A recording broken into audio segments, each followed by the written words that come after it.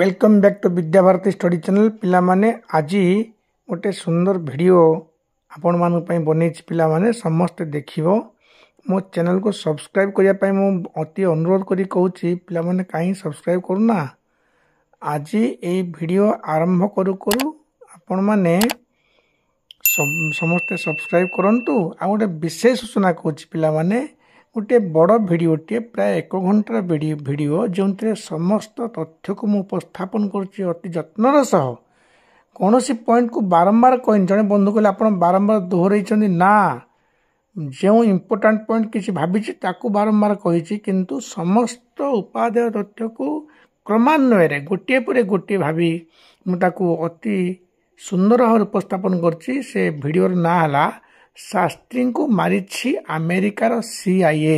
America किपरि हमर लाल बहादुर शास्त्री पूर्वतन प्रधानमंत्री को हत्या करथिला बोली से संबंध रे मु गोटे वीडियो बनैतिली आपण माने देखिए मोर यूट्यूब चैनल रे। हौ आजिर जो मु वीडियो प्रस्तुत करछि ताहा होछि गांधी केते स्वेच्छाचारी थिले केते एकछत्रवादी थिले यह हुए तो अनेक लोक मानू गोटे केमती खापछड़ा लगे जे जातिर पिता महात्मा गांधी प्रति एमिति असभ्य भाषा प्रयोग करने केते जे धृष्टता ताहा हुए तो अनेक लोक माने एमती मते कही पारंती भाबी पारंती किंतु जेहेतु आज नवेम्बर 14 शिशु दिवस ए शिशु दिवस अवसर में एमिति गोटे तथ्य उपस्थापन करी हुए तो जहाँ इतिहास रे हम पिला माने पढ़ी नांती कोमलमती शिशु माननकु कुहा जाइछि अक्टोबर 2 होछि गांधी जयंती किंतु अक्टोबर 2 रे शास्त्री जयंती हुए ताहा कौनसी बहरे लेखा जाए नाही ताको चपाई दिया जाइछि एई भली एक उत्थापन प्रसंग मान उत्थापित करिवा पई मु आज वीडियो टे करूछि जे महात्मा गांधी स्वेच्छाचारिता एकछत्रवादी गुण जोगु नेहरू हेले भारतर प्रथम प्रधानमंत्री स्वाधीन भारतर प्रथम प्रधानमंत्री हुई थान्ते सरदार वल्लभ भाई पटेल किंतु महात्मा गांधी एते स्वेच्छाचारी हुई पड़िले जे एकछत्रवादी हुई पड़िले जे तांको इशारा रे तांको जोगु ही सरदार वल्लभ भाई पटेल स्वाधीन भारतर प्रथम प्रधानमंत्री हुई पारिले नाही बरं पंडित जवाहरलाल नेहरू भारतर प्रथम प्रधानमंत्री हेले। एठारे मु पुणी वीडियो आरंभ करबा पूर्व समस्त को हाथ जोड़ी निवेदन करी यह महात्मा गांधी प्रति कौन आक्षेप नुहे जहाँ सत्य आपण मान ताहा शुणु भविष्य प्रकृत में आपण माने रिसर्च करेंगे मु केते दूर मिछ कही कि ना मिछ कही ना आपण माने टिके बड़ हो जदि कोमलमती पिला माने अष्टम नवम पिला माने दशम पिला माने शुणुवे से जानिमे +2 पिला माने भी परवर्ती पर्याय देले से जदि अन्य कौन उपर क्लास को जीवे से जानी पारिबे यार सत्यासत्य केते।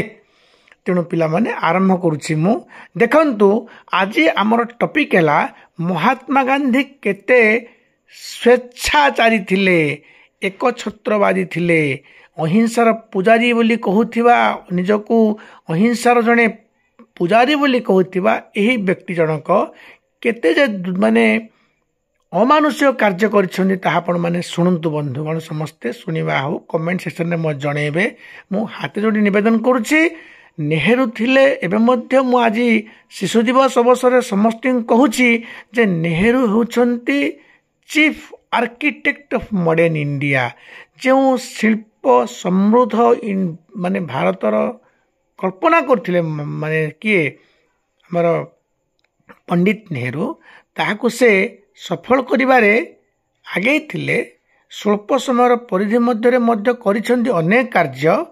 तेणु से चिरनमस्य मु तांको पाद पद्म रे मोर हार्दिक अभिनंदन जणाई नमस्कार जणाई मु आज शिशु दिवस रे किंतु गोटे कथा कहबी जे प्रकृत रे यह केते दूर यथार्थ होइछि महात्मा गांधी पक्षरे से विषय आपण माने विवेचना करिवे आपण माने एक सिद्धांत उपनीत हेबे। आउ तो बर्तमान कहीं एठी छोट पिला नहांती बर्तमान आम समस्त 21 शताब्दी भारत रे आम बर्तमान भारत जाई ଚନ୍ଦ୍ରରେ ପାଦ ଥାପିଲାଣି।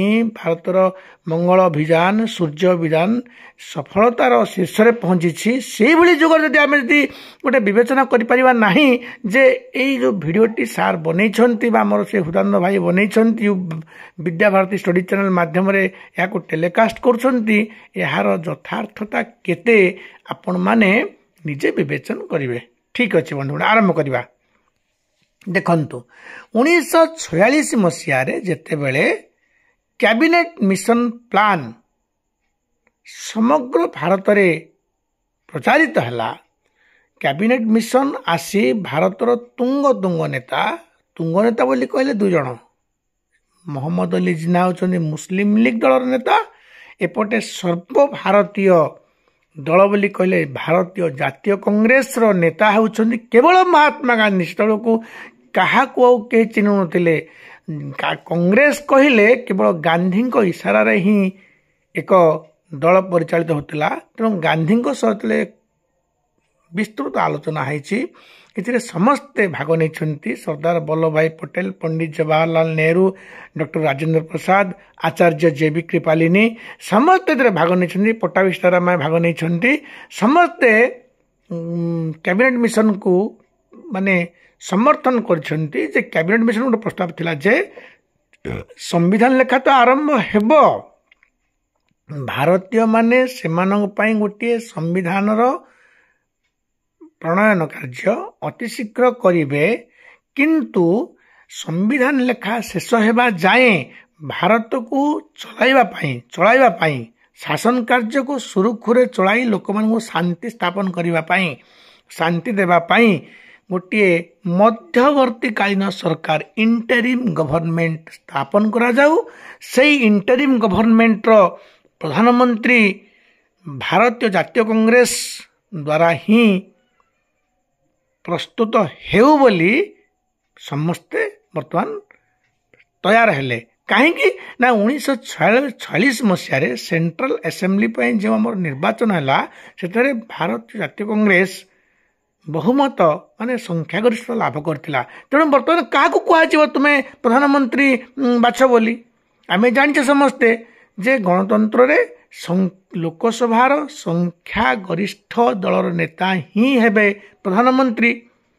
ତାମାନେ ବର୍ତ୍ତମାନ 1946 ମସିହାରେ ସେଣ୍ଟ୍ରାଲ ଆସେମ୍ବଲିରେ ଯଦି ଭାରତୀୟ ଜାତୀୟ କଂଗ୍ରେସ ବହୁମତ ମାନେ ସଂଖ୍ୟାଗରିଷ୍ଠତା ପାଇଛି, ଜନାଦେଶକୁ ସମର୍ଥନ କରିବା ପାଇଁ, ସମ୍ମାନ ଦେବା ପାଇଁ ସେଇ କଂଗ୍ରେସକୁ ହିଁ ଔପଚାରିକ ଦୃଷ୍ଟିରୁ କୁହାଯିବ ତୁମେ ମାନେ କଂଗ୍ରେସର ହାଇକମାଣ୍ଡ ସ୍ଥିର କରନ୍ତୁ କିଏ ତାଙ୍କ ଦଳର ନେତା, ସିଏ ହିଁ ହେବେ ଭାରତର ପ୍ରଧାନମନ୍ତ୍ରୀ। ଠିକ୍ ଅଛି। ତେଣୁ ଗୋଟିଏ ପ୍ରକାର ଗୋଟେ ମାନେ ଖୁଲମ ଖୋଲା ବିଚାର କରି ନିଆଗଲା। ସମସ୍ତେ ଜାଣିଗଲେ ଯେ ଯଦି କଂଗ୍ରେସ ଯଦି ମନ୍ତ୍ରିମଣ୍ଡଳ ଗଠନ କରିବ, ତାହେଲେ କିଏ ତାର ପ୍ରଧାନମନ୍ତ୍ରୀ ହେବେ ନା ପ୍ରଧାନମନ୍ତ୍ରୀ ପ୍ରାର୍ଥୀ ହେବେ ସେଇ ଲୋକ ଯିଏ ଭାରତୀୟ ଜାତୀୟ କଂଗ୍ରେସର ସଭାପତି ହୋଇଥିବେ ବା ହେବେ। ଏଠି କହି ରଖି ବନ୍ଧୁଗଣ, 1940 ମସିହାରୁ ମୌଲାନା ଅବୁଲ କଲାମ ଆଜାଦ ଯେଉଁ ରାୟଗଡ଼ ବୋଲି ଯେଉଁ ଅଧିବେଶନ ହେଇଥିଲା, ସେହି ଅଧିବେଶନରୁ ହିଁ ସେ ଭାରତୀୟ ଜାତୀୟ କଂଗ୍ରେସର ସଭାପତି ପଦରେ ସେମିତି ଥିଲେ। ଦ୍ୱିତୀୟ ବିଶ୍ୱଯୁଦ୍ଧ ହେଲା ବୋଲି ଅସ୍ଥିରତା ସୃଷ୍ଟି ହେଲା। ତେଣୁ ଆଉ ଭାରତୀୟ ଜାତୀୟ କଂଗ୍ରେସରେ ମଧ୍ୟ କିଛି ନିର୍ବାଚନ ଅଧ୍ୟକ୍ଷ ପଦ ପାଇଁ ହୋଇନଥିଲା। ଇଆଡ଼େ 1942 ମସିହାରେ ଭାରତ ଛାଡ଼ ଆନ୍ଦୋଳନରେ ସମସ୍ତେ ସକ୍ରିୟ ହେବା ମାତ୍ରେ ସମସ୍ତଙ୍କୁ ଜେଲ୍ ବି କରିଦିଆଯାଇଥିଲା। ତେଣୁ ସେଇ ମସିହାରୁ ମାନେ ସେଇ ଦିନଠାରୁ ମୌଲାନା ଅବୁଲ କଲାମ ଆଜାଦ ଥିଲେ ଭାରତୀୟ ଜାତୀୟ କଂଗ୍ରେସର ସଭାପତି।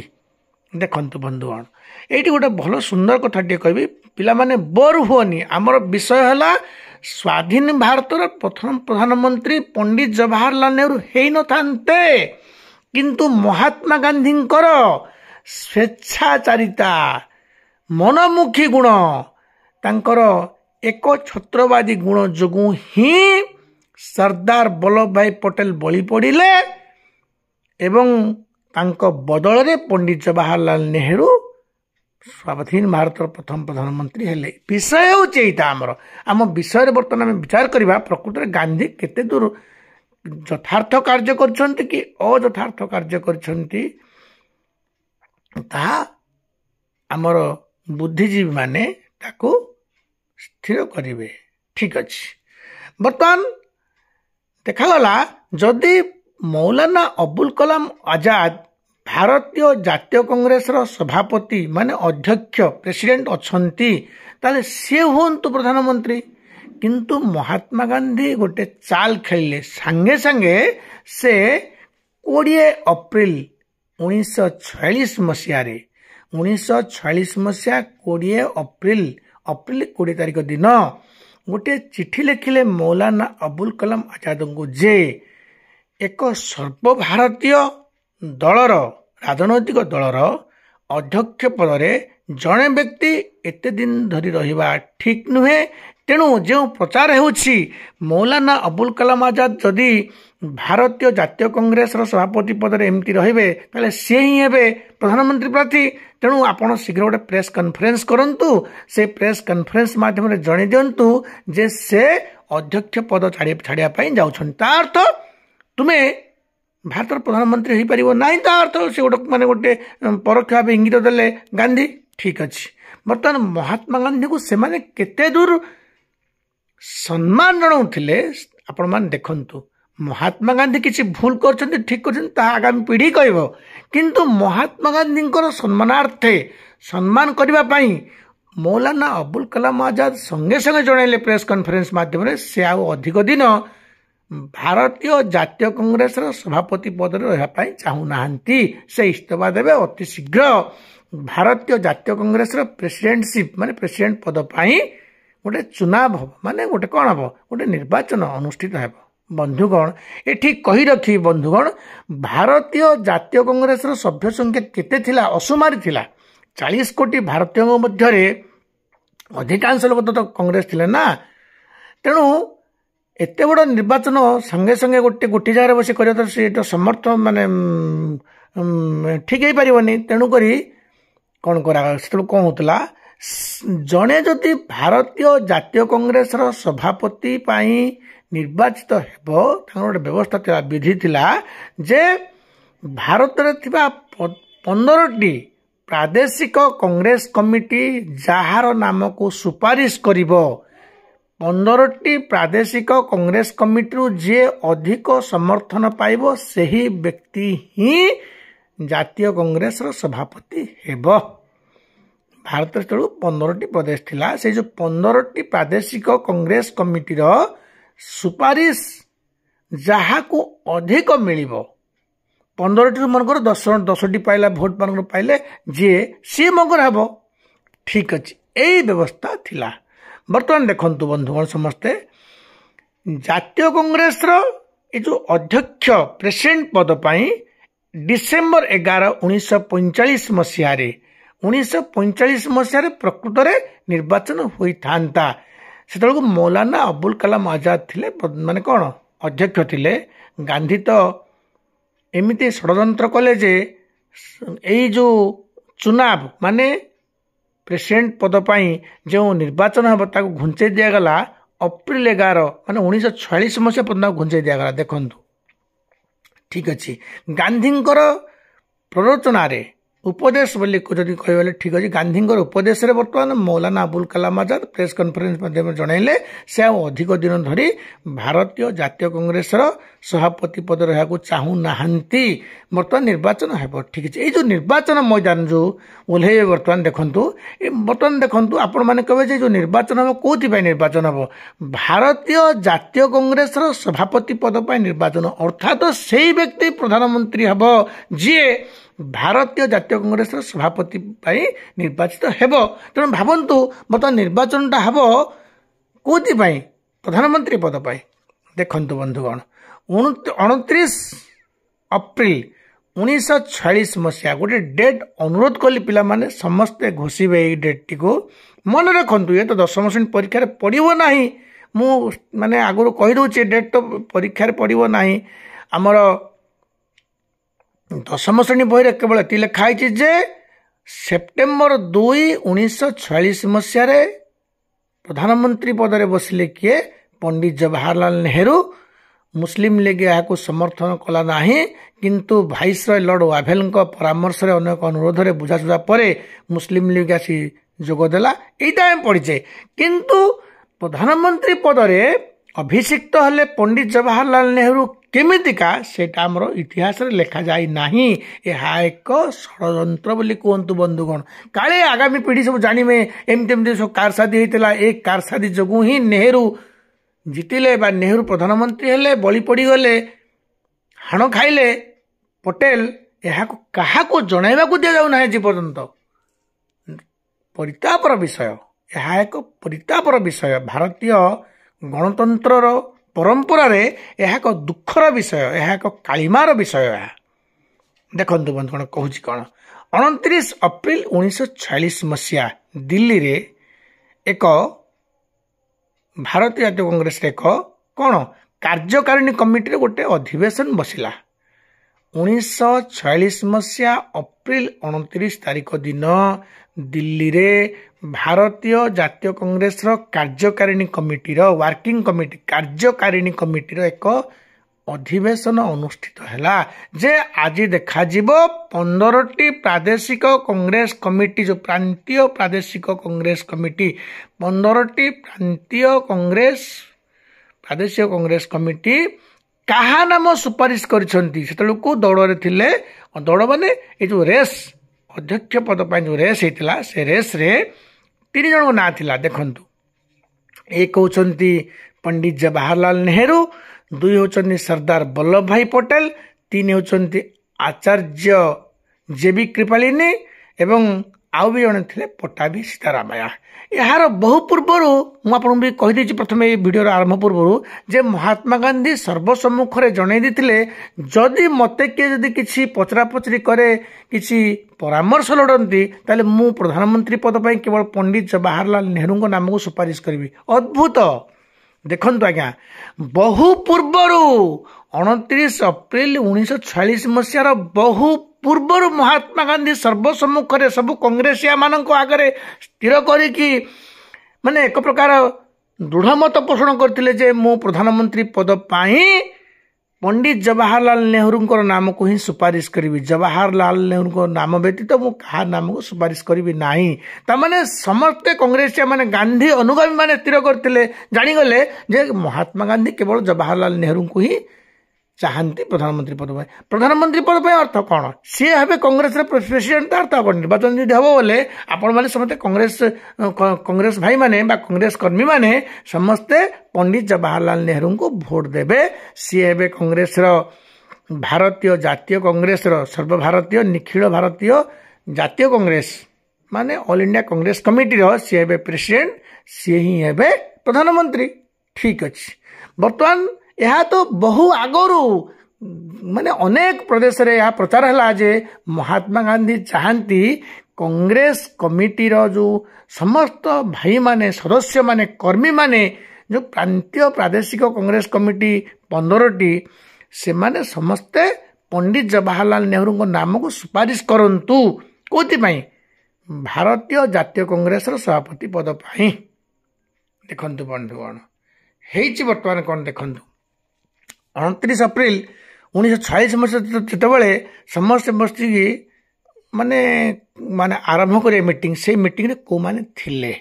एक थिले महात्मा गांधी, 2 थिले पट्टाभी सीतारामैया, 3 पंडित जवाहरलाल नेहरू मध्य उपस्थित थिले, 4 बसथिले किए ना सेतेबेल को भारतीय जातीय कांग्रेस महासचिव माने सेक्रेटरी थिले किए आचार्य जेबी कृपालिनी। आचार्य जेबी कृपालिनी मध्य थिले। आउ जने के थिले ना डॉक्टर राजेंद्र प्रसाद भी थिले, सरदार वल्लभ भाई पटेल मध्य थिले, पट्टाभी सीतारामैया मध्य थिले। आउ वर्किंग कमिटी कार्यकारिणी कमिटी अन्य समस्त सदस्य माने मध्य मौजूद थिले, उपस्थित थिले समस्ते। बर्तमान समस्त सर्वसम्मुख में बर्तमान खोला जीव प्रांतीय कांग्रेस कमिटी जो 15टी प्रांतीय कांग्रेस कमिटी जो 15टी लफाफा आसथिबो, केतेटा लफाफा भितरे सुपारिश अच्छी कहा नाम सपक्ष रे ताहा बर्तमान हिसाब करा जीवो। से अनुसार घोषणा करा जीवो जे जनादेश को आम सम्मान दे आम बर्तमान घोषणा करुछु जे एई 5 जन मध्यरु एई हेबे भारतीय जातीय कांग्रेस सभापति, सी ही हेबे सर्वभारतीय जातीय कांग्रेस सभापति माने स्वाधीन भारत प्रथम प्रधानमंत्री। आ कौन ठीक अच्छे କିନ୍ତୁ ଏଠି ମହାତ୍ମା ଗାନ୍ଧୀ କେମିତି ମାନେ ସ୍ୱେଚ୍ଛାଚାରୀ କାମ କରିଛନ୍ତି ଟିକେ ଶୁଣନ୍ତୁ ଆଜ୍ଞା। ଜେବି କୃପାଳିନୀ, ଆଚାର୍ଯ୍ୟ ଜେବି କୃପାଳିନୀ ନିଜର ବହିରେ Gandhi his life and thoughts, Gandhi his life and his thoughts ବହିରେ ଲେଖିଛନ୍ତି। ଆପଣମାନେ ପଢ଼ନ୍ତୁ ନା ସେ ବହି, ମୁଁ କେତେ ମିଛ କଥା କହୁଛି ସତ କଥା ଆପଣ ଜାଣିବେ।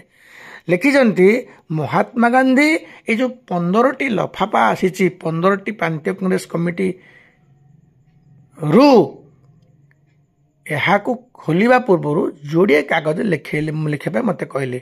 ଗୋଟିଏ କାଗଜରେ ଲେଖାଗଲା ଆମେ ଉପସ୍ଥିତ ସମସ୍ତ ସଦସ୍ୟ ଆମର ମତକୁ ପୋଷଣ କଲୁ ଯେ ସର୍ବସମ୍ମତିକ୍ରମେ ସ୍ଥିର କଲୁ ଯେ ପଣ୍ଡିତ ଜବାହରଲାଲ ନେହେରୁ ଆମର କ'ଣ ହେଲେ ଅଧ୍ୟକ୍ଷ ପଦରେ ସେ ସ୍ଥିର ହେଲେ। ଠିକ ଅଛି। ଆଉ ଗୋଟିଏ ବର୍ତ୍ତମାନ ବି କାଗଜ ଲେଖିଦେଲେ ସିଏ ଯେ ମୁଁ କିଏ ସର୍ଦ୍ଦାର ବଲ୍ଲଭ ଭାଇ ପଟେଲ ଲେଖୁଛି କି ମୁଁ ମୋର ନିଜ ଇଚ୍ଛା ଅନୁସାରେ ଏ ଯେଉଁ ଅଧ୍ୟକ୍ଷ ପଦ ପାଇଁ ନିର୍ବାଚନରେ ଯେ ମୁଁ ଅବତୀର୍ଣ୍ଣ ହୋଇଥିଲି ମୁଁ ମୋର ପ୍ରାର୍ଥୀପତ୍ରକୁ ପ୍ରତ୍ୟାହାର କରିନେଉଛି। ଯୋଡ଼ିଏ କାଗଜ ଲେଖି ଜେବି କୃପାଳିନୀ କାହା ମାଧ୍ୟମରେ ଲେଖିଲେ, କାହା ଇଙ୍ଗିତରେ ଲେଖିଲେ, କାହା ପରାମର୍ଶରେ ଲେଖିଲେ, ଆଦେଶରେ ଲେଖିଲେ ନା ମହାତ୍ମା ଗାନ୍ଧୀଙ୍କ ଆଦେଶରେ ସେ ଲେଖିଲେ, ଲେଖି ପକେଟରେ ରଖିଲେ। ଠିକ ଅଛି। ବର୍ତ୍ତମାନ ଖୋଲା ହେଲା ପ୍ରାଦେଶିକ କଂଗ୍ରେସ କମିଟିର ଯେଉଁ ଲଫାପା ଆସିଛି, ସୁପାରିଶ ପତ୍ର, ନିର୍ବାଚନର ଯେଉଁ ଅର୍ଡର ଆସିଛି, ବର୍ତ୍ତମାନ ଖୋଲାଗଲା।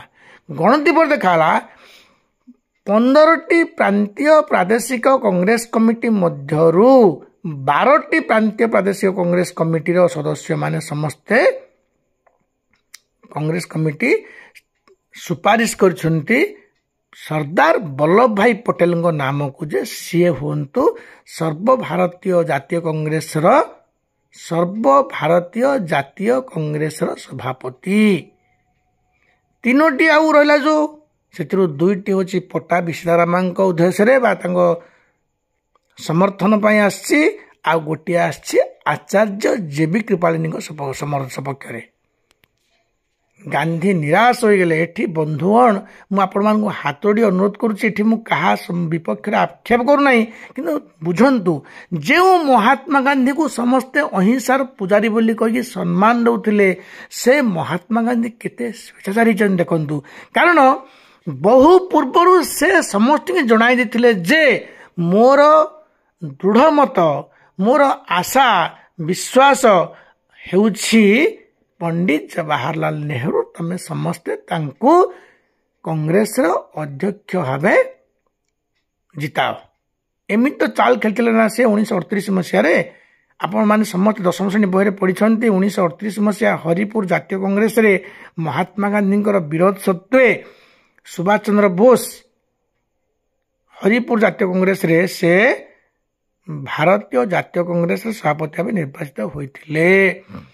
ପୁଣି ଯେତେବେଳେ ସେ 1939 ମସିହାର ତ୍ରିପୁରୀ ଜାତୀୟ କଂଗ୍ରେସ ଅଧିବେଶନରେ ସଭାପତି ପାଇଁ ଅବତୀର୍ଣ୍ଣ ହୋଇଛନ୍ତି, ମହାତ୍ମା ଗାନ୍ଧୀ ଓ ତାଙ୍କ ଅନୁଗାମୀମାନେ ଅତ୍ୟନ୍ତ ଭୟଭୀତ ହୋଇ, ଅତ୍ୟନ୍ତ କ୍ଷୁବ୍ଧ ହୋଇ ପଟ୍ଟାଭି ସୀତାରାମଙ୍କୁ ଛିଡ଼ା କରାଇଛନ୍ତି ଯେ ତୁମେ ସୁଭାଷ ଚନ୍ଦ୍ର ବୋଷଙ୍କୁ କଣ୍ଟେଷ୍ଟ କର। କିନ୍ତୁ ମହାତ୍ମା ଗାନ୍ଧୀଙ୍କର ଶତ ବିରୋଧ ସତ୍ତ୍ୱେ, ଶତ ପ୍ରଚାର ସତ୍ତ୍ୱେ, ଶତ ଅନୁରୋଧ ସତ୍ତ୍ୱେ ତାଙ୍କ କଥାକୁ କେହି ନ ଶୁଣି ସମସ୍ତେ ପଟ୍ଟାଭି ସୀତାରାମଙ୍କ ପରିବର୍ତ୍ତେ ସୁଭାଷ ଚନ୍ଦ୍ର ବୋଷଙ୍କୁ ବିପୁଳ ସମର୍ଥନର ସହକାରେ ତାଙ୍କୁ ଭାରତୀୟ ଜାତୀୟ କଂଗ୍ରେସର ସଭାପତି ପଦରେ ଅଭିଷିକ୍ତ କଲେ। କିନ୍ତୁ ଫଳ ହେଲା ଓଲଟା ଆଜ୍ଞା। ଏ ଯେଉଁ ଗାନ୍ଧୀବାଦୀମାନେ ଥିଲେ, ଯେଉଁ ୱାର୍କିଂ କମିଟିର ସଦସ୍ୟମାନେ ତାଙ୍କୁ କେହି ସମର୍ଥନ କଲେ ନାହିଁ। ୱାର୍କିଂ କମିଟି ଯେଉଁ ଥିଲା ହାତଗଣତି କେତେ ଜଣ, ସେମାନେ ଗୋବିନ୍ଦ ବଲ୍ଲଭ ପନ୍ଥଙ୍କ ମାଧ୍ୟମରେ ଗୋଟେ ପନ୍ଥ ପ୍ରସ୍ତାବ ବୋଲି ଏକ କାଗଜ ଲେଖି ପଠେଇଲେ, ଗୋଟେ ପ୍ରସ୍ତାବ ଯେ without taking any consent of Mahatma Gandhi the president of INC Indian National Congress can not take any decision. କୌଣସି ଡିସିସନ ନେବା ପୂର୍ବରୁ ଯଦି ମହାତ୍ମା ଗାନ୍ଧୀ କନସେଣ୍ଟ ମାନେ ସମ୍ମତି ନ ନିଆଯାଇଛି ତାହେଲେ ଜାତୀୟ କଂଗ୍ରେସର ଅଧ୍ୟକ୍ଷ ତାହାକୁ କାର୍ଯ୍ୟକାରୀ କରିପାରିବେ ନାହିଁ। ସୁଭାଷ ଚନ୍ଦ୍ର ବୋଷ ଆଶ୍ଚର୍ଯ୍ୟ କଲେ, ଆରେ ହୁ ଇଜ୍ ମହାତ୍ମା ଗାନ୍ଧୀ? ମହାତ୍ମା ଗାନ୍ଧୀ କିଏ? ସେ ଜଣେ ଫ୍ରିଡମ୍ ଫାଇଟର, ଜଣେ ମହାତ୍ମା। ଠିକ୍ ଅଛି, ମୁଁ ମନା କରୁନି, କିନ୍ତୁ ମୁଁ ସର୍ବସମ୍ମତିକ୍ରମେ unanimously I have been elected the president of Indian National Congress. ମୁଁ ଯାହା କରିବି ମୋ ଇଚ୍ଛା ଅନୁସାରେ କରିବି, ୱାର୍କିଂ କମିଟିର ପରାମର୍ଶ ଲୋଡ଼ିବି। ମହାତ୍ମା ଗାନ୍ଧୀ କିଏ? He is not the member of working committee of Indian National Congress. ସେ ତ ଇଣ୍ଡିଆନ୍ ନ୍ୟାସନାଲ୍ କଂଗ୍ରେସ ୱାର୍କିଂ କମିଟିର ମେମ୍ବର ନୁହନ୍ତି। ତାଙ୍କ ପରାମର୍ଶ କାହିଁ ଲୋଡ଼ିବି? ତାଙ୍କ ପରାମର୍ଶ ମୁଁ ଲୋଡ଼ିବାର କିଛି କମ୍ପଲସରି ବାଧ୍ୟ ନୁହଁ। ମୁଁ ପରିଶେଷରେ ଏମିତି ଷଡ଼ଯନ୍ତ୍ର ଶିକାର ହେଲେ, ମହାତ୍ମା ଗାନ୍ଧୀ ଏମିତି ଷଡ଼ଯନ୍ତ୍ର କଲେ, ଏମିତି ଜାଲ ବିଛେଇଲେ, ପରିଶେଷରେ ସୁଭାଷ ଚନ୍ଦ୍ର ବୋଷ ବାଧ୍ୟ ହୋଇ ଭାରତୀୟ ଜାତୀୟ କଂଗ୍ରେସକୁ ପରିତ୍ୟାଗ କରି ଆଉ ଏକ ରାଜନୈତିକ ଦଳ ଫରୱାର୍ଡ ବ୍ଲକ ବୋଲି ସେ ତିଆରି କଲେ। ଆମେ ଦଶମ ଶ୍ରେଣୀ ବହିରେ ସମସ୍ତେ ପଢୁଛେ ବନ୍ଧୁଗଣ। ବର୍ତ୍ତମାନ ସେମିତି ଗୋଟେ ଚାଲ ଖେଳିବା ପାଇଁ ବର୍ତ୍ତମାନ ବସିଲେ ମହାତ୍ମା ଗାନ୍ଧୀ। ଦେଖନ୍ତୁ, ମୁଁ ଏଠି ଦେଖୁଛି ଥମ୍ବନେଲରେ ଯେ କେତେ ସ୍ୱେଚ୍ଛାଚାରୀ, କେତେ ଏକଛତ୍ରବାଦୀ ଥିଲେ ମହାତ୍ମା ଗାନ୍ଧୀ। ଆପଣ ଦେଖିବେ ଅନେକ ବହିରେ ବି ଲେଖା ହେଇଛି, ମହାତ୍ମା ଗାନ୍ଧୀଙ୍କର ବିନା ଇସାରାରେ କଂଗ୍ରେସରେ କେହି ପାର୍ଟି ଖୋଲି ପାରୁନଥିଲେ। ଆଜ୍ଞା ଦେଖନ୍ତୁ କେମିତି ଅହିଂସାର ପୂଜାରେ, ଦେଖନ୍ତୁ ହାତରେ ଅସ୍ତ୍ର ନଥିଲା, ହାତରେ ଠେଙ୍ଗା ବାଡ଼ି ନଥିଲା, କିନ୍ତୁ କେତେ ଏକଛତ୍ରବାଦୀ ତାନାଶାହୀ। ଦେଖନ୍ତୁ ଆଜ୍ଞା, ସିଏ ତାଙ୍କ ଇସାରାରେ ଚାଲିଥିଲା କଂଗ୍ରେସ। ତୁମେ କି ଅହିଂସାର ପୂଜାରୀ? ଅହିଂସାର ପୂଜାରୀ ପାଇଁ ତୁମେ ପଦବା ମାନେ ତୁମେ ଉପଯୁକ୍ତ କି ନ ହୁଅ ସେଟା ଆଗାମୀ ପିଢ଼ି ତାକୁ ବିବେଚନା କରିବେ। ମୁଁ କିଛି ମୋର କମେଣ୍ଟସ୍ ରଖିବି ନାହିଁ ଏଠାରେ। ବନ୍ଧୁଗଣ ଦେଖନ୍ତୁ, ଛାଡ଼ନ୍ତୁ ସେ ବିଷୟ। ଆମର ବିଷୟ ହେଲା ଯେ ବର୍ତ୍ତମାନ ଗଣତି କରାଗଲା ଯେତେବେଳେ 15ଟି ପ୍ରାନ୍ତୀୟ କଂଗ୍ରେସ କମିଟିର ସୁପାରିଶ ମଧ୍ୟରୁ 12ଟି ସମର୍ଥନ ଆସିଛି, ମାନେ ନାମକୁ ରେକମେଣ୍ଡ କରିଛନ୍ତି 12ଟି ପ୍ରାନ୍ତୀୟ କଂଗ୍ରେସ କମିଟି। କାହା ନାମ? ସର୍ଦ୍ଦାର ବଲ୍ଲଭ ଭାଇ ପଟେଲଙ୍କର ନାମକୁ ସୁପାରିଶ କରିଛନ୍ତି, କିନ୍ତୁ କେହି ହେଲେ ଜଣେ ସୁପାରିଶ କରିନାହାନ୍ତି ପଣ୍ଡିତ ଜବାହରଲାଲ ନେହେରୁଙ୍କ ସପକ୍ଷରେ। 15ଟି ପ୍ରାନ୍ତୀୟ କଂଗ୍ରେସ କମିଟିର ସୁପାରିଶରେ ଗୋଟିଏ ମଧ୍ୟ ସୁପାରିଶ ପଣ୍ଡିତ ଜବାହରଲାଲ ନେହେରୁଙ୍କ ସପକ୍ଷରେ ଆସିନାହିଁ। 2ଟି ଆସିଛି ପଟ୍ଟାଭି ସୀତାରାମଙ୍କ ସପକ୍ଷରେ, ଗୋଟିଏ ଆସିଛି ଆଚାର୍ଯ୍ୟ ଜେବି କୃପାଳିନୀଙ୍କ ସପକ୍ଷରେ। ସେତେବେଳକୁ ଜେବି କୃପାଳିନୀ ଥିଲେ ଭାରତୀୟ ଜାତୀୟ କଂଗ୍ରେସର ସଚିବ, ମାନେ ସେକ୍ରେଟାରୀ ଥିଲେ। ଜଣେ ତ ଅଧ୍ୟକ୍ଷ ପ୍ରେସିଡେଣ୍ଟ ହେବେ, ଜଣେ ତ ସେକ୍ରେଟାରୀ ହେବେ ନା, ସମ୍ପାଦକ। ଠିକ୍ ଅଛି, ସେ ନିଜର ବହି Gandhi his life and his ଥଟ୍ସରେ ଲେଖିଛନ୍ତି ଯେ ବର୍ତ୍ତମାନ ମହାତ୍ମା ଗାନ୍ଧୀ ଅତ୍ୟନ୍ତ ନିରାଶ ହୋଇ ପଣ୍ଡିତ ଜବାହରଲାଲ ନେହେରୁଙ୍କର ମୁହଁକୁ ଚାହିଁଲେ ଏବଂ କହିଲେ ଯେ ଜବାହର, 15ଟି ଯେଉଁ ପ୍ରାନ୍ତୀୟ ପ୍ରାଦେଶିକ କଂଗ୍ରେସ କମିଟି, ମାନେ ପ୍ରାନ୍ତୀୟ କଂଗ୍ରେସ କମିଟି, ପ୍ରାଦେଶିକ କଂଗ୍ରେସ କମିଟିର ଯେଉଁ ସୁପାରିଶ ଆସିଛି, କୌଣସି ସୁପାରିଶରେ ତୁମକୁ କେହି, ତୁମ ନାମ ସୁଦ୍ଧା କେହି ନେଇନାହାନ୍ତି। ଜେବି କୃପାଳିନୀ ଲେଖିଛନ୍ତି, ହୁଏତ ମହାତ୍ମା ଗାନ୍ଧୀ ଚାହୁଁଥିଲେ ଯେ ପଣ୍ଡିତ ଜବାହରଲାଲ ନେହେରୁ କୁହନ୍ତୁ, ଠିକ୍ ଅଛି, ଆମେ ଗଣତନ୍ତ୍ରକୁ ଯଦି ଆମେ ଚାହୁଁଛେ ତାହେଲେ ଜନାଦେଶକୁ ତ ଆମେ ସମ୍ମାନ ଜଣେଇବା ନା। ଜନାଦେଶ ଆସିଛି 15ଟିରୁ 12ଟି ଜନାଦେଶ ଆସିଛି। କାହା ସପକ୍ଷରେ? ଯାହା ସପକ୍ଷରେ ଆସିଛି ସିଏ ହୁଅନ୍ତୁ ଅଧ୍ୟକ୍ଷ, ସିଏ ହୁଅନ୍ତୁ ପ୍ରଧାନମନ୍ତ୍ରୀ, କି ସିଏ ଭଗବାନ ହୁଅନ୍ତୁ, କି ରାଷ୍ଟ୍ରପତି ହୁଅନ୍ତୁ, ଯାହା ହଉ, ମୋର ତ କିଛି ମୁଣ୍ଡ ଖେଳିବାର ନାହିଁ ନା। Pandit Jawaharlal Nehru he remained silent. ସେ ଚୁପ୍ ରହିଲେ। ଆପଣ ପଢିବେ ଆଜ୍ଞା, Gandhi his life and his ଥଟ୍ସରେ ଆଚାର୍ଯ୍ୟ ଜେବି କୃପାଳିନୀ ଲେଖିଛନ୍ତି, ମହାତ୍ମା ଗାନ୍ଧୀ ଚାହୁଁଥିଲେ ହୁଏତ ପଣ୍ଡିତ ଜବାହରଲାଲ ନେହେରୁ କହିବେ, ବାପୁ ଆପଣ ସେଇ ଲୋକକୁ ବର୍ତ୍ତମାନ ଅଧ୍ୟକ୍ଷ କରନ୍ତୁ ବା ଘୋଷଣା କରନ୍ତୁ ତାଙ୍କ ନାମକୁ, ଯାହା ନାମକୁ 15ଟି ପ୍ରାନ୍ତୀୟ କଂଗ୍ରେସ କମିଟିରୁ 15ଟି ମଧ୍ୟରୁ 12ଟି ବା ମାନେ ସଂଖ୍ୟାଗରିଷ୍ଠ ଯିଏ ଲାଭ କରିଛନ୍ତି ତାଙ୍କ ନାଁଟାକୁ ଆପଣ ଘୋଷଣା କରୁନାହାନ୍ତି। କିନ୍ତୁ ଫଳ ଓଲଟା ପଣ୍ଡିତ ଜବାହରଲାଲ ନେହେରୁ ମୌନେ ସମ୍ମତି ଲକ୍ଷଣ ଯେଉଁ କହନ୍ତି, ନୀରବ ମୌନ ରହିଲେ, କିଛି ହୁଁଚୁ କିଛି କଲେ ନାହିଁ। ଏଥିରୁ ମହାତ୍ମା ଗାନ୍ଧୀ ଅନୁଭବ କରିଛନ୍ତି ହୁଏତ ଚାହୁଁଛନ୍ତି ଏ ଲୋକ ମୁଁ ଅଧ୍ୟକ୍ଷ ହେବି ଅର୍ଥ ପ୍ରଧାନମନ୍ତ୍ରୀ ହେବି ଆଉ କ'ଣ। ତେଣୁ ସେ କ'ଣ କଲେ, ବର୍ତ୍ତମାନ ଆଚାର୍ଯ୍ୟ ଜେବି କୃପାଳିନୀଙ୍କୁ ଆଖି ଠାରିଛନ୍ତି ଯେ ଆମର ଯେଉଁ କାଗଜ ଲେଖିଥିଲେ, ମୁଁ ସର୍ଦ୍ଦାର ବଲ୍ଲଭ ଭାଇ ପଟେଲ ସ୍ୱଇଚ୍ଛାରେ ଭାରତୀୟ ଜାତୀୟ କଂଗ୍ରେସର ସଭାପତି ପଦ ପାଇଁ ଯେ ମୁଁ ନିର୍ବାଚନରେ ପ୍ରତିଦ୍ୱନ୍ଦିତା କରିବା ପାଇଁ ମୁଁ ପ୍ରାର୍ଥୀପତ୍ର ଘୋଷଣା କରିଥିଲି, ତାକୁ ପ୍ରତ୍ୟାହାର କରିନେଉଛି। ବର୍ତ୍ତମାନ ଆଚାର୍ଯ୍ୟ ଜେବି କୃପାଳିନୀ ସେ ନିଜେ ଲେଖିଛନ୍ତି ଯେ ଏହା ମୋର କୌଣସି ଭୁଲ ନାହିଁ, କାରଣ ମୁଁ ଗାନ୍ଧୀଙ୍କର କଥାରେ ସବୁ ପରିଚାଳିତ ହେଉଥିଲି। ଆଉ ଯେହେତୁ ମୁଁ ଥିଲି ଭାରତୀୟ ଜାତୀୟ କଂଗ୍ରେସର ମହାସଚିବ, ମୋର କାର୍ଯ୍ୟ ଥିଲା ଗାନ୍ଧୀଙ୍କ କଥା ଅନୁସାରେ ମୁଁ ଲେଖିବି ଏବଂ ସେ କାଗଜଟି ବଢ଼ାଇବି କାହାକୁ? ପଟେଲଙ୍କ ହାତକୁ। ବର୍ତ୍ତମାନ ଜେବି କୃପାଳିନୀ ସେ ଯେଉଁ କାଗଜ ଲେଖା ହେଇଥିଲା ଜେବି କୃପାଳିନୀଙ୍କ ଦ୍ୱାରା ଯେ ମୁଁ ମୋର ପ୍ରାର୍ଥୀପତ୍ରକୁ ପ୍ରତ୍ୟାହାର କରିନେଉଛି ବୋଲି, ସେ କାଗଜଟିକୁ ବଢ଼ାଇ ଦେଲେ ସେ ପଟେଲଙ୍କ ହାତକୁ। ପଟେଲ ପଢ଼ିକି ଆଶ୍ଚର୍ଯ୍ୟ, ଆରେ 15ଟି ପ୍ରାନ୍ତୀୟ କଂଗ୍ରେସ କମିଟି ମଧ୍ୟରୁ 12ଟି ପ୍ରାନ୍ତୀୟ କଂଗ୍ରେସ କମିଟି ମୋ ନାଁକୁ ସୁପାରିଶ କରିଛନ୍ତି ସର୍ବସମ୍ମତିକ୍ରମେ, unanimously I have been elected. ମୁଁ ଅଲରେଡ଼ି ଇଲେକ୍ଟେଡ୍ ହେଇଯାଇଛି, ବର୍ତ୍ତମାନ ଖାଲି ମୋ ନାଁକୁ ଘୋଷଣା କରିବେ ମହାତ୍ମା ଗାନ୍ଧୀ ଔପଚାରିକତା ଦୃଷ୍ଟିରୁ। ଆରେ ଏମିତି କ'ଣ କାଗଜ ଲେଖା ହେଇଛି ଯେ ମୁଁ ମୋର ପ୍ରାର୍ଥୀପତ୍ର ପ୍ରତ୍ୟାହାର କରିନେଉଛି ବୋଲି? ସେ ନୀରବ, ସେ କାଗଜ ଧରିଲେ, ପଢ଼ିଲେ, ନୀରବ ରହି ମହାତ୍ମା ଗାନ୍ଧୀଙ୍କ ଆଡ଼କୁ ଚାହିଁଛନ୍ତି। ଦେଖନ୍ତୁ ଆଜ୍ଞା କେତେ ବଡ଼ ମାନେ ଭୟଙ୍କର କାର୍ଯ୍ୟ ହେଉଛି, କେମିତି ମାନେ ହୀନମନ୍ୟତା ଏଠି ପରିଚାୟକ ମାନେ ଆପଣମାନେ ଦେଖନ୍ତୁ ଆଜ୍ଞା, ଦେଖନ୍ତୁ ମହାତ୍ମା ଗାନ୍ଧୀଙ୍କୁ ଅତି ଦୟନୀୟ ଭାବେ ମାନେ ବହୁତ କଷ୍ଟରେ ସେ ମହାତ୍ମା ଗାନ୍ଧୀଙ୍କୁ ଚାହିଁଛନ୍ତି ଯେ ଭାବିଛନ୍ତି ପଟେଲ ଯେ କାଳେ ଗାନ୍ଧୀ ଜାଣିନଥିବେ ମୋ ନାଁକୁ ମୁଁ ପ୍ରାର୍ଥୀପତ୍ର ପ୍ରତ୍ୟାହାର କରିବି ବୋଲି, ମୋତେ ଜେବି କୃପାଳିନୀ କାଗଜ ଦେଇଛନ୍ତି ବୋଲି।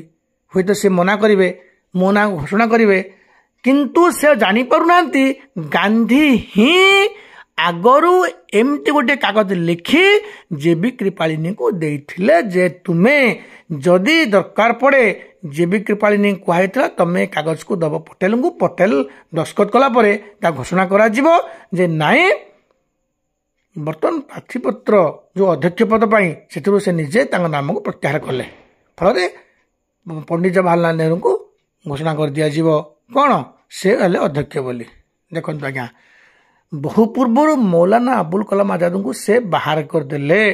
ଜାଣି ଶୁଣିକି ଚକ୍ରାନ୍ତ କରି ମହାତ୍ମା ଗାନ୍ଧୀ ମୌଲାନା ଆବୁଲ କଲାମ ଆଜାଦ ଯେ ପରବର୍ତ୍ତୀ ପର୍ଯ୍ୟାୟରେ ଭାରତର ସ୍ୱାଧୀନ ଭାରତର ଶିକ୍ଷାମନ୍ତ୍ରୀ ପଦକୁ ତୁଲାଇଥିଲେ ଅତ୍ୟନ୍ତ ଦୃଢ଼ତାର ସହ, ତାଙ୍କୁ ସେ ଅଧ୍ୟକ୍ଷ ପଦରୁ ହଟିବା ପାଇଁ ନିଜେ ପରାମର୍ଶ ଦେଇଛନ୍ତି। ତାଙ୍କୁ ସମ୍ମାନ ଜଣାଇବା ପାଇଁ, ଗାନ୍ଧୀଙ୍କୁ ସମ୍ମାନ ଜଣାଇବା ପାଇଁ ଆଜାଦ ମଧ୍ୟ ମାନେ ଅଧ୍ୟକ୍ଷତା ପଦରୁ ଇସ୍ତଫା ଦେଇଛନ୍ତି। ଠିକ୍ ଅଛି, ବର୍ତ୍ତମାନ ଦେଖନ୍ତୁ ପଟେଲ ଯେତେବେଳେ ଚାହିଁଛନ୍ତି ନିରୀହ ଦୃଷ୍ଟିରେ ଅତି ମାନେ ଛୋଟ ପିଲା ଭଳି, ମେଷ ଶିଶୁ ଭଳି, ମେଣ୍ଢା ଛୁଆ ଭଳିଆ ଅନେଇଛନ୍ତି, ହେ ଗାନ୍ଧୀ ଆପଣ ଅହିଂସାର ପୂଜାରୀ, ଆପଣ ଧର୍ମରାଜ ଯୁଧିଷ୍ଠିର, ଆପଣ ସେମିତି ବୋଲି ଆମେ ସମସ୍ତେ ସର୍ବଭାରତୀୟ ଲୋକମାନେ ସମସ୍ତେ ମାନେ ସ୍ତରରେ ଆମେ ଭାବୁଛୁ। ଆପଣ ଟିକେ ବିବେଚନା କରନ୍ତୁ ନା, ସମସ୍ତେ ମୋ ନାଁ ସୁପାରିଶ କରୁଛନ୍ତି, ମୋ ନାଁଟାକୁ ଆପଣ ଘୋଷଣା କରନ୍ତୁ। ବୋଧେ ଏଇଟା ଭାବୁଥିଲେ ପଟେଲ, କିନ୍ତୁ ମହାତ୍ମା ଗାନ୍ଧୀ ଆଖିଠାରିକି ଇସାରା ଦେଲେ ତୁମେ ଏଥିରେ ଦସ୍ତଖତ କରିଦିଅ। ପଟେଲ ଆଉ କ'ଣ କରିବେ ଆଜ୍ଞା? ଦେଖନ୍ତୁ କେତେ ବଡ଼ ବାଜି ଏଠି ଖେଳାଯାଉଛି। ଦେଖନ୍ତୁ ଆଜ୍ଞା, ଯେଉଁ ମହାତ୍ମା ଗାନ୍ଧୀ ମହାଭାରତର ଦ୍ରୋଣ ଯେମିତି ଚାହିଁଲେ, କ'ଣ ଚାହିଁଥିଲେ ଆପଣ ଜାଣିଛନ୍ତି ସମସ୍ତେ, ଯେ ଅର୍ଜୁନକୁ ବା ତାଙ୍କ ନିଜର ମାନେ ଯେଉଁ ପାଣ୍ଡବମାନେ ହୁଅନ୍ତୁ, କୌରବମାନେ ହୁଅନ୍ତୁ, ତାଙ୍କ ଶିଷ୍ୟମାନଙ୍କୁ ସବୁଦିନ ପାଇଁ ଅଦ୍ୱିତୀୟ କରି ରଖିବା ପାଇଁ ସେ ଜାଣି ଶୁଣିକି ଏକଲବ୍ୟରୁ ଅଙ୍ଗୁଳିଟିକୁ କାଟିନେଲେ। ସେମିତି ଏଠି ମହାତ୍ମା ଗାନ୍ଧୀଙ୍କୁ ଗୁରୁ ବୋଲି ଭାବୁଥିବା ପଟେଲ ତାଙ୍କ କଥା ଅନୁସାରେ, ଇସାରା ଅନୁସାରେ ଦସ୍ତଖତ କରି ନିଜର ପ୍ରାର୍ଥୀପତ୍ରକୁ ପ୍ରତ୍ୟାହାର ସିନା କରିନେଲେ, କିନ୍ତୁ ମହାତ୍ମା ଗାନ୍ଧୀ ନିଜ ଜିଦିରେ ଦୃଢ଼ ସେମିତି ରହିଲେ। ଆଜ୍ଞା ଦେଖନ୍ତୁ କେମିତି ଅହିଂସାର ପୂଜାରୀ ମହାତ୍ମା ଗାନ୍ଧୀ। ଦେଖନ୍ତୁ ଆପଣ କେତେ ସେ ଅହିଂସାର ପୂଜାରୀ ଥିଲେ, କେତେ ସ୍ୱେଚ୍ଛାଚାରୀ ଥିଲେ, ଏକଛତ୍ରବାଦୀ ଥିଲେ। ଆପଣ ଏଥିରୁ ନିଜେ ହିସାବ କରନ୍ତୁ। ମୁଁ କିଛି କହୁନି ଆଜ୍ଞା, ଆପଣମାନେ ବହି ପଢ଼ନ୍ତୁ ନା। ମହାତ୍ମା ଗାନ୍ଧୀଙ୍କୁ ଅତି ନିକଟରୁ ବୁଝିବା ପାଇଁ ତାଙ୍କର ଅନେକ ବହି ପଢ଼ନ୍ତୁ। ତାଙ୍କର ତ ଅନେକ ଭଲ ବାଣୀ ଥିଲା ଆଜ୍ଞା, ବାଣୀ ତ ଯିଏ ସେ କହିପାରିବେ। ଗାନ୍ଧୀଙ୍କର ଯେଉଁ 10ଟି ବ୍ରତ ଥିଲା, ବ୍ରହ୍ମଚର୍ଯ୍ୟ, ସତ୍ୟାଗ୍ରହ, ସତ୍ୟ କହିବା ଏବଂ ଅହିଂସା ଉପାୟରେ ଆମେ ସମସ୍ତଙ୍କର ମନକୁ ଜିଣିବା, ଏଇ ଯେଉଁ ବ୍ରତ ଥିଲା ପ୍ରକୃତରେ ଏହା ଏକ ଯୁଗାନ୍ତକାରୀ ପଦକ୍ଷେପ ମହାତ୍ମା ଗାନ୍ଧୀଙ୍କ ଦ୍ୱାରା। କିନ୍ତୁ ଭିତିରି କଥାକୁ ଆଜ୍ଞା କେହି ବୁଝିଲେନି ଆଜ୍ଞା।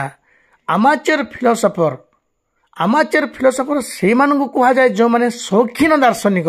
କହିବେ କେଡ଼େ ସୁନ୍ଦର କଥା, ଯାହାକୁ କେହି କାଟିପାରିବେ ନାହିଁ, ଭାବିବେ ଏହା ସୁନ୍ଦର କଥା, କିନ୍ତୁ ତାର ଭିତିରି କଥା କି ନ ଲଗାଥିବ ସେମିତି ଲୋକ। ଦେଖନ୍ତୁ ଆଜ୍ଞା, ଅହିଂସାର ପୂଜାରୀ ବୋଲି ବୋଲାଉଥିବା, ନିଜକୁ ଅହିଂସା ସତ୍ୟାଗ୍ରହର ପୂଜାରୀ ବୋଲାଉଥିବା ଏଇ ମହାତ୍ମା ଗାନ୍ଧୀ ବର୍ତ୍ତମାନ କରିଛନ୍ତି କ'ଣ? ଦେଖନ୍ତୁ ଆଜ୍ଞା,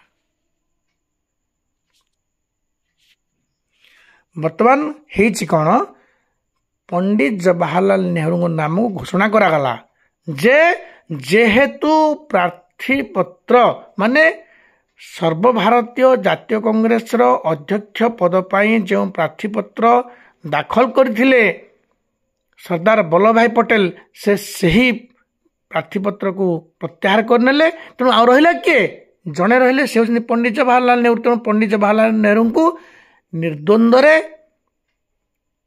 ତାଙ୍କୁ ବିଜେତା ବୋଲି ଘୋଷିତ କରିଦିଆଗଲା ମହାତ୍ମାଙ୍କ ଦ୍ୱାରା। ହଉ ବନ୍ଧୁଗଣ,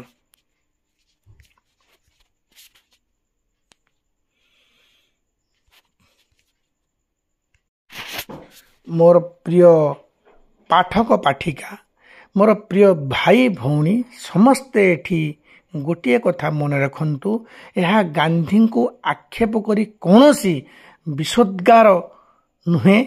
ଗାନ୍ଧୀଙ୍କୁ ଆକ୍ଷେପ କରି ତାଙ୍କ ବିରୋଧାତ୍ମକ କୌଣସି ବକ୍ତବ୍ୟକୁ ମୁଁ କହିବାର ଧୃଷ୍ଟତା କରିବି ନାହିଁ।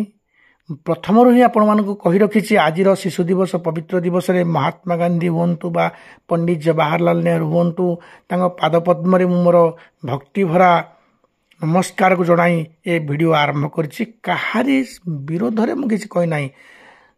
ଦେଖନ୍ତୁ ଆଜ୍ଞା, ଏଠାରେ ଗୋଟିଏ କଥା ମୁଁ ସ୍ପଷ୍ଟ କରିଦେବାକୁ ଚାହେଁ ଯେ ସ୍ୱାଧୀନ ଭାରତର ପ୍ରଥମ ପ୍ରଧାନମନ୍ତ୍ରୀ ହୋଇଥାନ୍ତେ ପଣ୍ଡିତ ଜବାହରଲାଲ ନେହେରୁ ନୁହେଁ, ହୋଇଥାନ୍ତେ ସର୍ଦ୍ଦାର ବଲ୍ଲଭଭାଇ ପଟେଲ। ଆଉ ଏତିକି ମନେ ରଖନ୍ତୁ ଆଜ୍ଞା, ଯଦି ସର୍ଦ୍ଦାର ବଲ୍ଲଭଭାଇ ପଟେଲ ଭାରତର ପ୍ରଥମ ପ୍ରଧାନମନ୍ତ୍ରୀ ହୋଇଥାନ୍ତେ ତାହେଲେ 55 କୋଟି ଟଙ୍କା ଯେଉଁ ପାକିସ୍ତାନ ନେଇ ସେଇ ଟଙ୍କାରେ ଅସ୍ତ୍ରଶସ୍ତ୍ର କିଣି 1965 ମସିହାରେ ଆମକୁ ଆକ୍ରମଣ କରିଥିଲା, ତାହା କଦାପି ହୋଇପାରିନଥାନ୍ତା।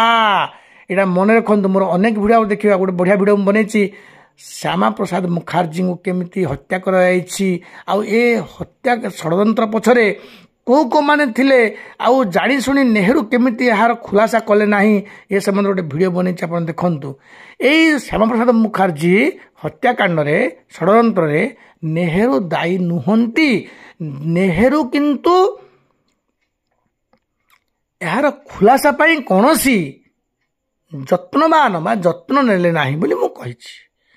ନେହେରୁ ମାରିନାହାନ୍ତି, ନେହେରୁ କାହାକୁ ପଠାଇକି ମାରିନାହାନ୍ତି, ନେହେରୁ ଷଡ଼ଯନ୍ତ୍ର କରିନାହାନ୍ତି, ଅନ୍ୟମାନେ ଷଡ଼ଯନ୍ତ୍ର କରିଛନ୍ତି। କିନ୍ତୁ ଶ୍ୟାମାପ୍ରସାଦ ମୁଖାର୍ଜୀ, ଜନସଂଘର ପ୍ରତିଷ୍ଠାତା, ସେ ଯେଉଁ ଶ୍ୟାମାପ୍ରସାଦ ମୁଖାର୍ଜୀ, ତାଙ୍କର ଯେଉଁ ରହସ୍ୟମୟ ମୃତ୍ୟୁ ହେଲା, ସେ ମୃତ୍ୟୁର ଖୁଲାସା କିନ୍ତୁ ସ୍ପଷ୍ଟ ଦିବାଲୋକରେ ଯଦି ଜଣାଇ ଦିଆଯାଇଥାନ୍ତା ଭାରତୀୟମାନଙ୍କୁ ଯେ ଏଇ ଲୋକମାନଙ୍କ ଯୋଗୁଁ ସେ ମରିଛନ୍ତି, ତାହେଲେ ଭଲ ହୋଇଥାନ୍ତା। କିନ୍ତୁ ନେହେରୁ ସରକାର ଏହା ପ୍ରତି ଯତ୍ନବାନ ହେଲେନି ବୋଲି ମୁଁ ଅତ୍ୟନ୍ତ କ୍ଷୋଭର ସହ ଦୁଃଖର ସହ କହୁଛି ବା କହିଛି, ତାକୁ ଆପଣ ଦେଖିବେ। ଠିକ୍ ଅଛି, ଆମର ଆଜିର ଏଇ ଯେଉଁ ଭିଡ଼ିଓରେ ସେ ବିଷୟ ଆଲୋଚନା କରିବାର ବିଷୟ ଏଠି ନାହିଁ। ଆମର ଆଲୋଚ୍ୟ ବିଷୟ ହେଲା ମହାତ୍ମା ଗାନ୍ଧୀ। ମୁଁ ଯେଉଁ ଥମ୍ବନେଲ୍ ଲେଖିଛି, ମହାତ୍ମା ଗାନ୍ଧୀ କେତେ ସ୍ୱେଚ୍ଛାଚାରୀ, କେତେ ଏକଛତ୍ରବାଦୀ ଥିଲେ, ତାହାର ଏକ ତର୍ଜମା ଏଥିରୁ ଆପଣମାନେ କରନ୍ତୁ।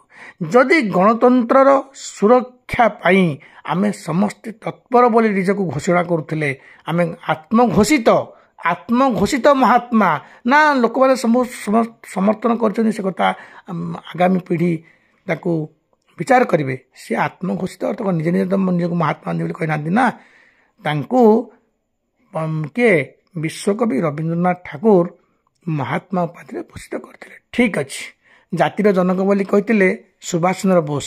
ଯେଉଁ ସୁଭାଷ ଚନ୍ଦ୍ର ବୋଷଙ୍କୁ ଏକଦା ସେ ଚକ୍ରାନ୍ତ କରି ଷଡ଼ଯନ୍ତ୍ର କରି ତାଙ୍କୁ କଂଗ୍ରେସରୁ ହଟେଇ ଦେଇଥିଲେ, ସେ ହିଁ ଦିନେ କହିଥିଲେ ଯେ ଜାତିର ପିତା ମହାତ୍ମା ଗାନ୍ଧୀଙ୍କର ଆଶୀର୍ବାଦ ବର୍ତ୍ତମାନ ମୁଁ ଲୋଡ଼ୁଛି। ଏହା ଅଲ୍ ଇଣ୍ଡିଆ ରେଡ଼ିଓରୁ ସେ ଘୋଷଣା କରିଥିଲେ। ଠିକ୍ ଅଛି, ତେଣୁ ଆତ୍ମଘୋଷିତ ମହାତ୍ମା ଗାନ୍ଧୀ ବୋଲି ମୁଁ କହିବି ନାହିଁ। ଆତ୍ମଘୋଷିତ ସେ ନିଜେ ନିଜକୁ ଘୋଷଣା କରିନାହାନ୍ତି ମୁଁ ମହାତ୍ମା ବୋଲି, କିନ୍ତୁ ନିଜେ ମୁଁ ସତ୍ୟାଗ୍ରହୀ, ମୁଁ ଜଣେ ଅହିଂସାର ପୂଜାରୀ ବୋଲି ଯେଉଁ ଡିଣ୍ଡିମ ପିଟୁଥିଲେ, ସମସ୍ତଙ୍କରେ ବଖାଣୁଥିଲେ, ଅହିଂସାର ପୂଜାରୀ କେତେ ଦୂର ଥିଲେ ସିଏ ଆପଣମାନେ ଏଇ ଭିଡ଼ିଓରୁ ଜାଣନ୍ତୁ। ଠିକ୍ ଅଛି ବନ୍ଧୁଗଣ, ଆଜିର ଭିଡ଼ିଓ ତ ବହୁତ ଲମ୍ବା ହେଇଗଲା ବନ୍ଧୁଗଣ।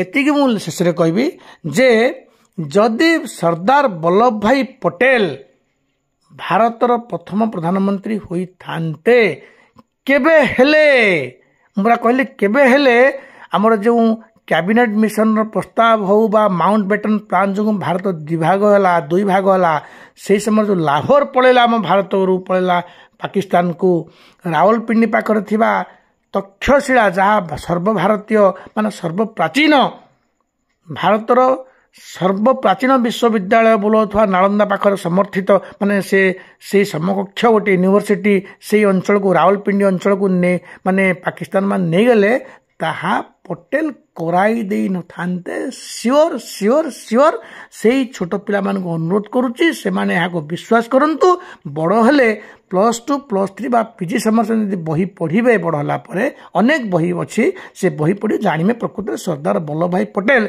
भारतर प्रथम प्रधानमंत्री होते कौन कौन लाभ होता भारत पर से विवेचना करेंगे मु कहीदे हेनी आज्ञा मु कहीदेवी महात्मा गांधी चोर थे मु कहीदेवी महात्मा गांधी भगवान थे मु कहीदेवी सुभाष चंद्र बोस एमती मैंने चोरी कम करते ना से ठीक हेनी लोक मैंने कहतु सुभाष चंद्र बोस भली अद्वितीय अद्वितीय महान वीर आउ भारत में जन्म हेबे नहीं मु तो यह दृढ़तार सह कहबी एमती माने वीर उधाम सिंह सुभाष चंद्र बोस खुदीराम बोस ये भली महान वीर मानकर आउ जन्म हेब ना भारत में मुझे दृढ़तार सह कहूँ महात्मा गांधी जो ही ये